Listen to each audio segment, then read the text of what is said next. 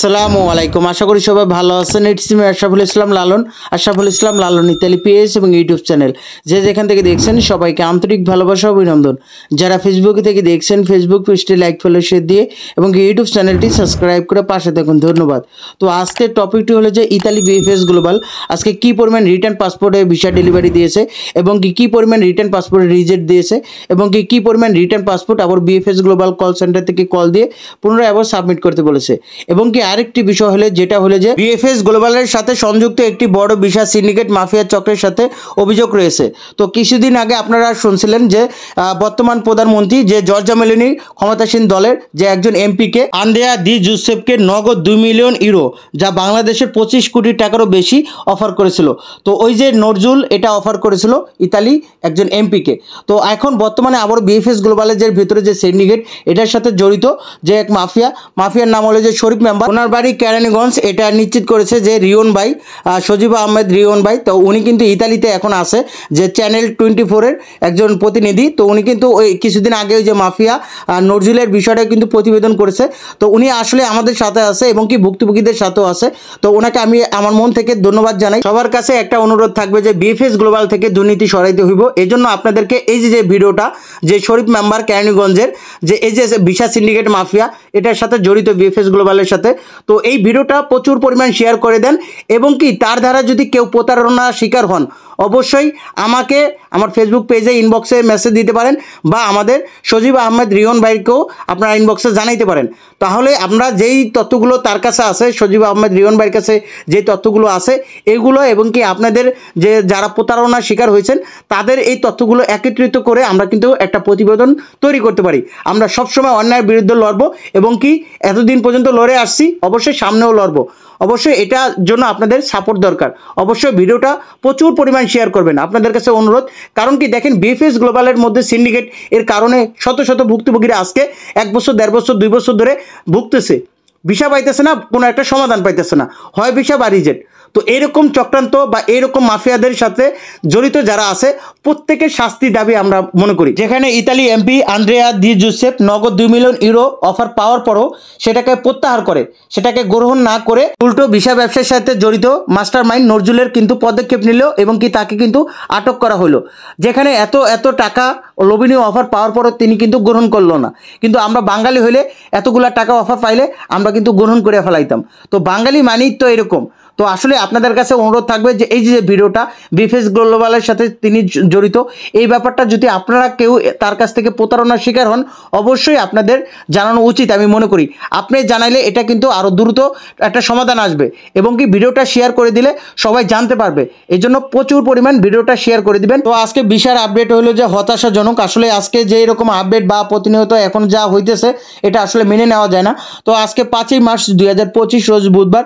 তো আজকে মোট রিটার্ন পাসপোর্ট ডেলিভারির সংখ্যা ছিল 2টি, মোট রিটার্ন পাসপোর্ট রিজেক্টের সংখ্যা ছিল 3টি, মোট রিটার্ন পাসপোর্ট সাবমিটের সংখ্যা ছিল না একটাও, মোট ভিসার সংখ্যা 10টি। এর মধ্যে ফ্যামিলি ভিসা 6টি, এগ্রিকালচার ভিসা 4টি, স্পন্সর ভিসা একটাও হয় নাই, ডোমেস্টিক ভিসা একটাও হয় নাই, ট্যুরিস্ট ভিসা একটাও হয় নাই, বিজনেস ভিসা একটাও হয় নাই, স্টুডেন্ট ভিসা একটাও হয় নাই। এর মধ্যে ফ্যামিলি ভিসা 2023 সালেরও হইতেছে, 24 সালেরও হইতেছে এবং কি 2025 সালের জানুয়ারিতে জমা দিয়েও কিন্তু অনেকে ফ্যামিলি ভিসা পাইতেছে। তো আজকেও কিন্তু একজন 2025 সালের জানুয়ারি 9 তারিখে জমা দিয়ে আজকেও একজন ভিসা পাইছে। ইতালি ওয়ার্ক ভিসার পরিস্থিতি ওরকম ভালো না। তো আজকে যে এগ্রিকালচার ভিসার 4টির মধ্যে নতুন অ্যাপয়েন্টমেন্ট পেয়ে তারা কিন্তু 2025 সালের ফেব্রুয়ারি 16 তারিখে অ্যাপয়েন্টমেন্ট পায়া জমা দিছিল। তো আজকে কিন্তু তারা ভিসা কালেক্ট করছে 2জন। তো 2জনে এলো স্বাধীন শহর থেকে, তাদের নলস্তা ছিল, 2জনে কিন্তু আজকে ভিসা কালেক্ট করছে। ঢাকা বিএফএস গ্লোবাল থেকে 2জন এগ্রিকালচার ভিসা পাইছিল। তো ওনাদের নলস্তা ছিল রাগুসা শহরে। তো এক ভাইয়ের জমা ছিল 10 অক্টোবর 2023 সালে, আরেকজনের জমা ছিল 26 নভেম্বর 2023 সালে। তো আসলে এই যে ভিসাগুলো পাইতেছে তাদের সাবমিট করা আর আগে ছিল, তো আজকে ভিসাগুলো কালেক্ট করছে। তো আমি একটা জিনিস লক্ষ্য করছি যে ইদানিং একটা পাসপোর্ট সাবমিট করার SMS পাইতেছি না, মানে সাবমিট করার SMS দেখতেছি না।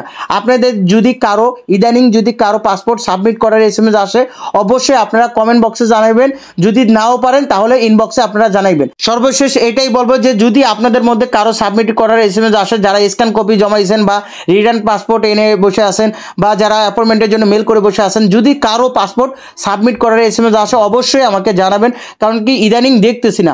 আসলে আমি তো মনে করি যে ইতালিতে তারা বেধর্মী, তারা এখন ওরকমভাবে কাজ বন্ধ রাখার কথা না, কিন্তু ইদানিং ওইরকমভাবে দেখতেছি না। তাদের যাচাই বাছাই কি এখন কি স্টপ, বা তারা কি আগের মতো কাজ করতেছে না? আসলে চিন্তার ভাঁজ সবারই। ইতালি অ্যাম্বাসি 2 দিন পর পর একটা গরম একটা খবর দিয়ে দেয় যে কয়েক মাসের মধ্যে সবারই ক্লিয়ার করে দিবে। সেটা আবারও বড় বড় নিউজ প্রোটোকল যারা আছে, যে যমুনা টেলিভিশন চ্যানেল 24 বা বড় বড় টপ চ্যানেলগুলো, তারা আবার নিউজ করে যে আগামী 1 মাসের মধ্যে সবাইকে একটা সমাধান দিয়ে দিবে। তো আসলে ইতালি অ্যাম্বাসি যে নোটিশগুলো দেয় এগুলো তো আমরা জানি।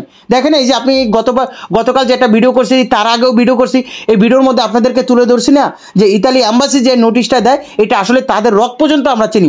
ইতালি অ্যাম্বাসি যে কী করতে চায় বা তারা কোন মুহূর্তে কোন নোটিশটা দিতে চায় এটা আমরা কিন্তু আগে থেকেই জানি। তারা যে আমরা কোনো মানববন্ধন বা অনশনের ডাক দেওয়ার পরের দিনে কিন্তু তারা একটা সিদ্ধান্ত দিয়ে দেয় যে একটা নোটিশ, গরম একটা নিউজ দেয় যে আপনারা দমিয়ে থাকেন, আপনাদের দমিয়ে থাকার জন্য আপনাদেরকে এরকম একটা নোটিশ দেয় যে গরম একটা নিউজ, যে আগামী মাসের মধ্যে সবাইকে একটা সমাধান দিয়ে দিবে। তার মানে কি আপনারা এই যে মানববন্ধন বা অনশন থেকে পিছিয়ে থাকেন, যাতে এটা যেহেতু আগামী মাসের মধ্যে একটা সমাধান দিয়ে দিবে, তো আমরা এখন এটা করে কী লাভ?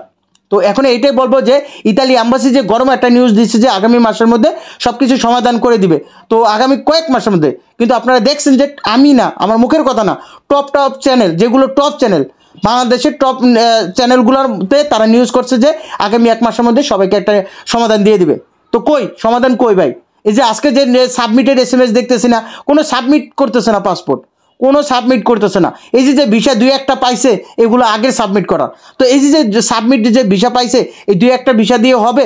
শত শত ভুক্তভোগী আছে। আমার কথা হলো ভিসা 2টা দিক, সমস্যা নাই। যে রিজেক্টও দেখতেছি না, একটা নিষ্পত্তি দিক। তারা সিরিয়ালভাবে কাজ করতেছে না। রোজার মাস, বেশি কিছু বললাম না। তো অবশ্যই সবাই সবার জন্য দোয়া করবেন, দ্রুত একটা সমাধান আসুক। তো এই যে BFS গ্লোবালের সাথে সিন্ডিকেট বা ইতালি অ্যাম্বাসির সাথে সিন্ডিকেট, ইতালি অ্যাম্বাসির ভিতর থেকে 3 জন ধরল এবং ইতালি থেকে 2 জন ধরল। তো বিভিন্ন জায়গায় বিভিন্ন প্রতারক এখন কিন্তু ধরা পড়তেছে।